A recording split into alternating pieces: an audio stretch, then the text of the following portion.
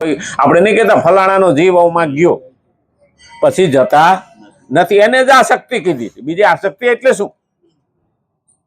હા, અમારે હજી કોયલી આવી નથી, ત્યાં સુધી 12 ટકી જાય ને પાછા પાસે ઉભા હોય ને એ એમ કયો, હા કૈલી આવે પછી મરે તો વાંધો. બાપા કૈલી જન્મી તે દીની જોઈ છે, હવે છેલ્લે આવે તો શું વાંધો? હા, આપણે પેલા રેલવે સ્ટેશન મૂકવા જતા ન જતા મહેમાન ને, અરે આખો દાડો રહ્યા હતા, એટલા દાડા તમારે ભેગા રહ્યા, ત્યાં મૂકવા જાય ત્યાં વાતો કરે, ડબ્બામાં ઉપડી જાય હો, જાવા વાળા રહી જાય, ટ્રેન ઉપડી જાય, બોલો ઓલા અંદર હોય કાં પછી બારીએ લટકતા જાય, એ તું કાગળ લખજે, પછી કેવું પડે ભાઈ મોઈક નહીં તો તું પાટામાં આવી જાય, ઈ નહીં લખે તો હું લખી નાખાય કે આ પૂગી ગયા. આસક્તિ કોઈક તો અમુક તો દેખાડો કરે હો. હા, રોતા હોય ને તો કોઈ મરી જાય ને એટલે આપણે પેલા કૂટવાનું નહીં તો બહુ હતું, એટલે આમ દૂરથી દેખે ને એટલે બાજુ વાળા કોણી મારે, હે માથે ઓઠીને રોવા માંડી કે હાલે આવે, ત્યાં સુધી વાતો ના તડાકા કરતા, અને ઈ હારું માથે ઓઢીને જ રોવાનું, બોલો એટલે આંખમાં હું આવે કે ન આવે દેખાય નહીં. અમે એક જગ્યાએ ખરખરે ગયા હતા, ખરખરો કે ને આની કોઈ, હા ખરખરે ગયા હતા, તે પેલા ઘર જોયેલું નહીં, જે ત્યાં મરણ થયું હતું ને એનું ઘર જોયેલું નહીં, એટલે છોકરો હા લોટો લઈને જાતો હતો, એટલે એને કીધું કે ફલાણા ભાઈ નું ઘર ક્યાં, તો ખાલી દેખાડું કે ઈ મોયરાયેલો, ને અમે ટોળું વાહે આવેલા, અમે 10-11 જણા હતા, હો કરતા માથે ઓઢીને જવું પડે ને આપણે ગામડામાં, તો અમે જાતા હતા તો છોકરો આમ વળ્યો એટલે અમે એ નીકળી ગયા હતા. ઓલા હા માસ્તર ઘર બહાર નીકળ્યા કે મારે ત્યાં કોઈ મર્યું નથી, એટલે ઓલા છોકરાને પૂછ્યું કે અહીં કેમ લાવ્યો, તો કે હું લોટો દૂધ લેવા ગયો તો સાહેબ ને દઈને જાવ નહીં, એટલે પેલા અમારે માસ્તર ને ત્યાં ખરખરો કરવો પડ્યો, પછી ત્યાંથી પાછું ટોળું વળ્યું, ઈ પાછો આવ્યો, ઈ કે દૂધ દેવા ગયો તો અમને એમ કે અમને ઘર દેખાડવા આવ્યો, અને પછી જ્યાં મરણ થયું હતું ત્યાં ગયા. એટલે ગામડામાં ઘણે ખરેખર આવું થાય, આપણે ન જોયું હોય ને એટલે કોક લઈ જતા હોય એમનું જાવું પડે. અને એટલે કીધું તેનો ઉત્તર ભગવાન આગળના શ્લોકમાં આપે છે. ભગવાન મળે ખરા કે આસક્તિ રહિત થાય, તો આ પ્રશ્ન મૂકી દીધો અહીંયા, અને એનો ઉત્તર ભગવાન આગળના શ્લોકમાં આપે છે. કર્મણેવ હિ સંસિદ્ધિમ આસ્થિતા જનકાદય લોક સંગ્રહમ વાપી સંપક્ષ્ય કર્તુમ મહર્ષિ. અહીંયા કીધું જનદાયક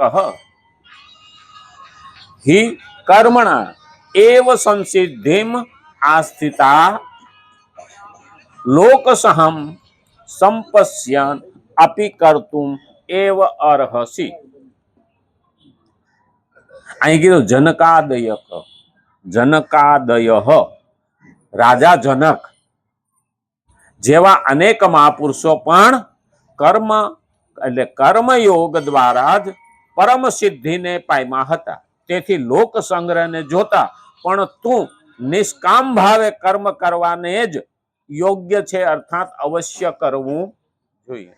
આમ જોવા જઈએ ને તો ભગવાને આખી ભગવત ગીતામાં ક્યાંય કોઈ ભક્તનું નામ લીધું નથી, અહીંયા જનકનું નામ આવ્યું છે કે નહીં? જો તો જનકની ભક્તિ કેવી છે, એને એમને વિદેહી નથી કયા, રામા અવતારમાં જનક થઈ ગયા, છતાં અહીંયા ભગવદ ગીતા કૃષ્ણ અવતારમાં કેમ ભગવાન બોલ્યા?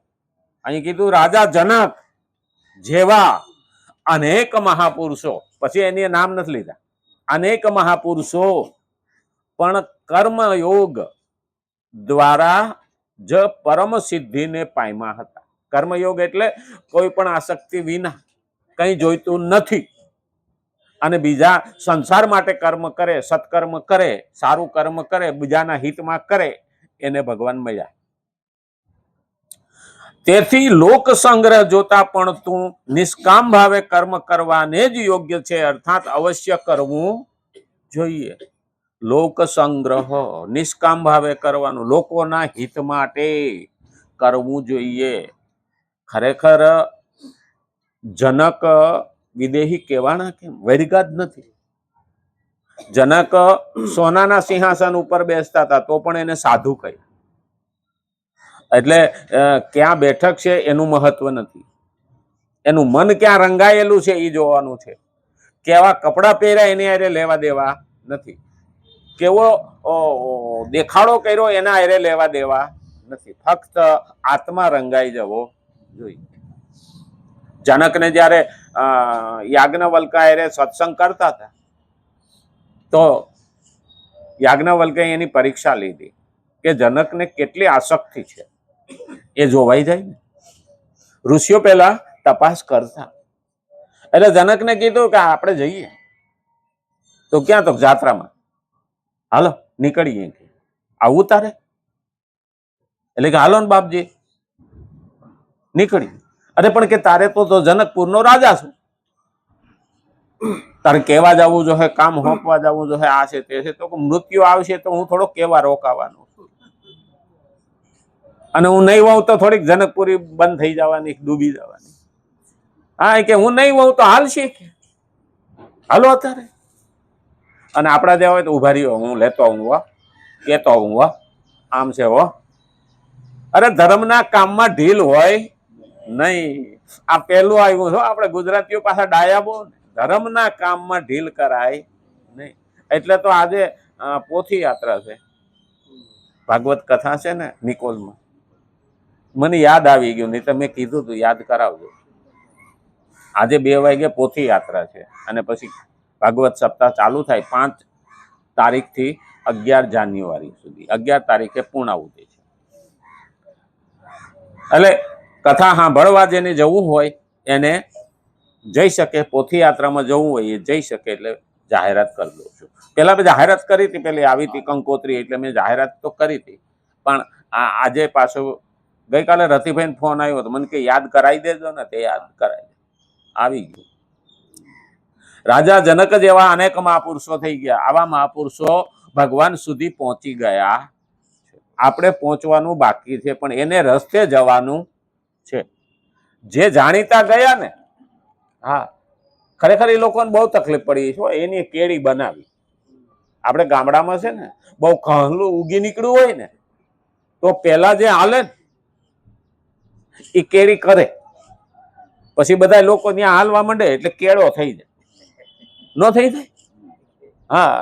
અને હવે અત્યારે તો આપણા માટે હાઈવે છે યાર. હવે તો ક્યાં વાંધો છે? હા અટાણે તો ધર્મ ને રસ્તે જવું હોય તો વાંધો નથી, પણ હવે હાઈવે છે ને એ ડખો. ક્યાંય બમ્પ નથી, ક્યાંય બમ્પ નથી. અને બમ્પ હોય તો બ્રેક આવે, અને સીધે સીધું હોય તો એક્સિડન્ટ બહુ થાય. એટલે આ એ જોવું પડે ને. અત્યારે ભક્તિ આમાં ગાંડા જાય ને, સુધરે ને તો એ સીધા જાય, અને આપણા જેવા હોટલું રોકાતા જાય, એ સીધા જાય. આપણે તો મંજિલે પહોંચવાનું છે. અટાણે હાઈવે ઉપર જઈએ તો હારી હારી હોટલું છે ને. હા. અને કાં પેટ્રોલ ભરાવા ઉભા રહીએ તો ન્યાય બધી સગવડ તો છે. તો આપણે ભક્તિમાં પણ આવી સગવડ છે રોકવા વાળા. હા કાં છોકરાએ કીધું ને, કાં વહુએ કીધું ને, કાં અગાવાલાએ કીધું ને, આમ છે ને તેમ છે ને. એટલે એ આ બધા બમ્પ છે ને રોકાણ છે.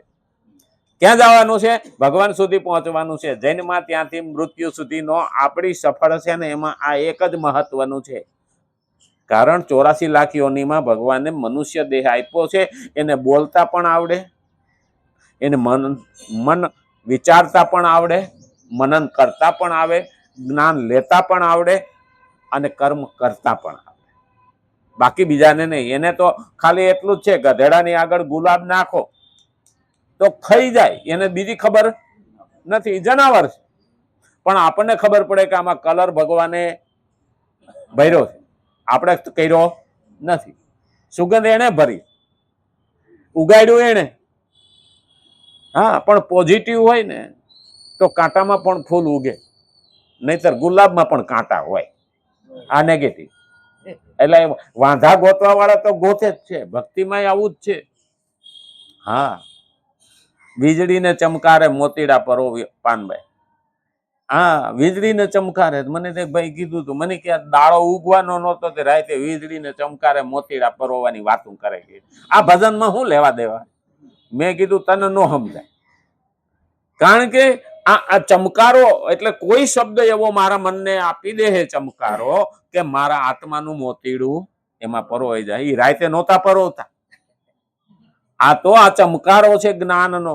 અને એટલે જ કીધું છે કે કયો શબ્દ મને મોક્ષ અપાવી દે અથવા તો મારા આત્માનું કલ્યાણ કરી જાય, આપણને ખબર નથી. આમાં કોઈ પણ શબ્દ ખરેખર તુલસીદાસને એની ઘરવાળીએ કીધું હતું, મોહમાં મળદાને ત્રાપો સમજી લીધો ને હાપને દોયડું સમજી લીધું, અને ઘરવાળીએ જયારે મેણું માર્યું કે આટલો મારા પાછળ ગાંડો થયો છે, ભગવાન પાછળ થયો હોય તો ભગવાન હામો આવીને ઉભો રહે, અને તેથી એનામાં પરિવર્તન આવી ગયો. હકીકતમાં પહેલી ગુરુ જોઈએ ને તો એની પત્ની જ છે તુલસીદાસ.